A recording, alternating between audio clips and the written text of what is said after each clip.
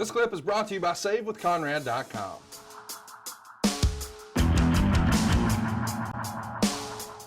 You're in Sumter, South Carolina at the Exhibition Center on the 21st, working with Denny Brown. Of course, you get the win there.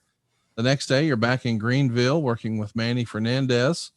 But what I want to talk about is the April 23rd episode of TV. Of course, we're trying to keep the train on the tracks here for Jim Crockett Promotions.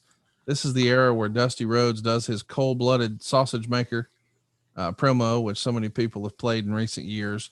But on the show, you're picking up a win over Mark Fleming with a standing armbar, 3 minutes and 12 seconds. So we have established the armbar is a real move, and you're going to continue that when you go to Richmond, Virginia at the Coliseum on April 26th.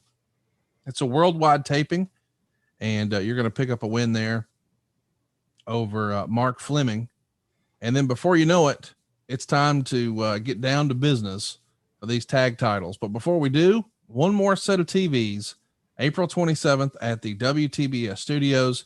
You're in tag action here with Ole taking on the Italian Stallion and Gerald Finley. We haven't spent a lot of time talking about the Italian Stallion, but Lord knows Tony Schiavone has had a little fun at his expense. Any Italian Stallion stories you remember you can share with us? Well, the Italian Stallion was a tough kid with a huge head, and that's coming from me, who has a pretty good melon on him. Little did we know at the time, which we learned later, in his spare time when he wasn't wrestling, because he was not booked all the time. He was still a guy trying to find his way in the business and become, part of a crew, which is kind of apropos. He's a leg breaker in his spare time, collector / he's the kind of guy that if you borrowed money and you did not pay it back, then suddenly one night you would come in from work and be sitting at your kitchen table eating dinner with your family, and your door would get kicked down, and there would be the Italian Stallion there with his hand out saying, "Pay up." Were you aware of that? I did know that. That always makes for an interesting dynamic when I think back to where, okay, I've wrestled this guy a few times. How would I have felt about all of a sudden my front door crashing down and him standing behind? Barrett would have been a baby back then, very small. How would I feel about him standing there saying, "Pay up," which makes me very, very intuitive. The fact is, it put a whole different light on those matches that we had in the past and the ones we did going forward, because that guy is he's got a real rough edge that you don't see, and I never saw that side of him, thank God. But when we found out it existed and we tried to get him to talk about it like all good gangsters do, he would not discuss it, which made me think that it probably was a real thing. And just kind of let you know, in those days, you never knew what a guy did when he wasn't at the office. Well, there's always a story behind a story.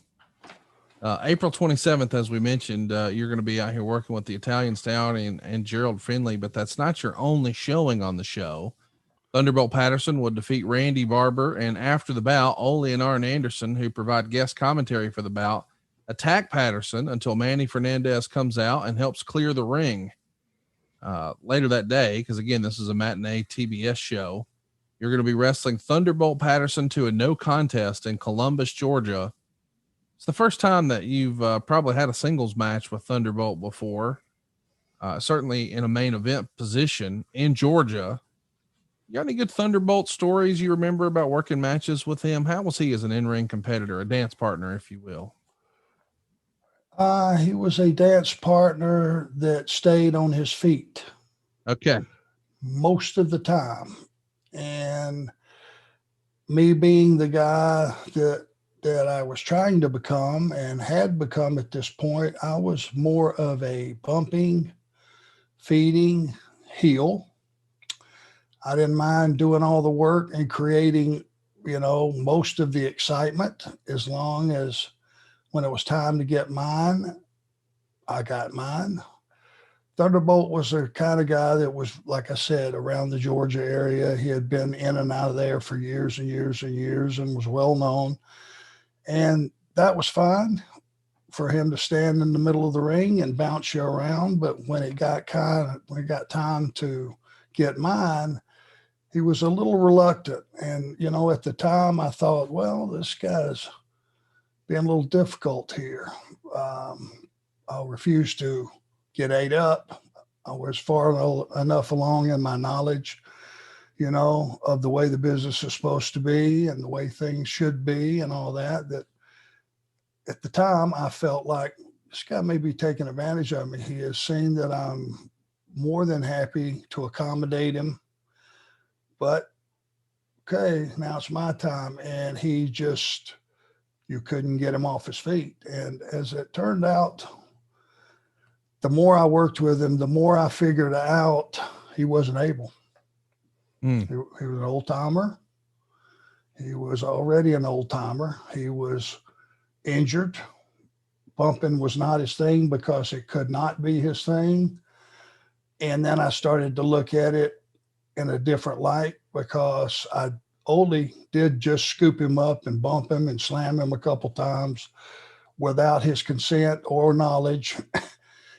And him getting back to his feet was such an ugly thing. It was probably popped into my mind, okay, he's not bumping because he can't. And I looked at it differently. I get it. It's a wrestling podcast, but he's saving us money on our mortgage. Do you really trust this process? The reviews don't lie. 5-star review after 5-star review. We make it fast, we make it easy, and it's no cost or obligation. Give us a shot to earn your business. I'm telling you, you'll be glad you did, especially if you like keeping more of your own money. You don't need perfect credit or money out of your pocket, so what are you waiting for? Hurry to savewithconrad.com. And I structured the match differently, and I kept it shorter. And when it was time to get mine, I could just beat him up a little bit with him on his feet in a corner, something of that nature, where didn't have to be bumped around, because suddenly it was, hey, have some respect for the veteran. Yes. And I started to look at it entirely different. It's different to not go along with the program because you're an asshole. It's another thing entirely to not go along with the program because you're not able. And that wasn't something you discussed or talked about, but fact was the guy was probably working because he needed to and had to. And it was my position then to look at it differently and handle it differently and make sure that I returned him to his locker room and family and the same health that he had entered. Hey, it's Conrad Thompson. Thanks for checking out the podcast here on YouTube. Be sure to hit the subscribe button and the notifications bell so you get a notice anytime we upload some new content. And go save yourself some money right now. If you're in a 30-year loan or you have credit card debt, it's not a matter of if I can save you money. It's a matter of how much. Find out right now for free at savewithconrad.com.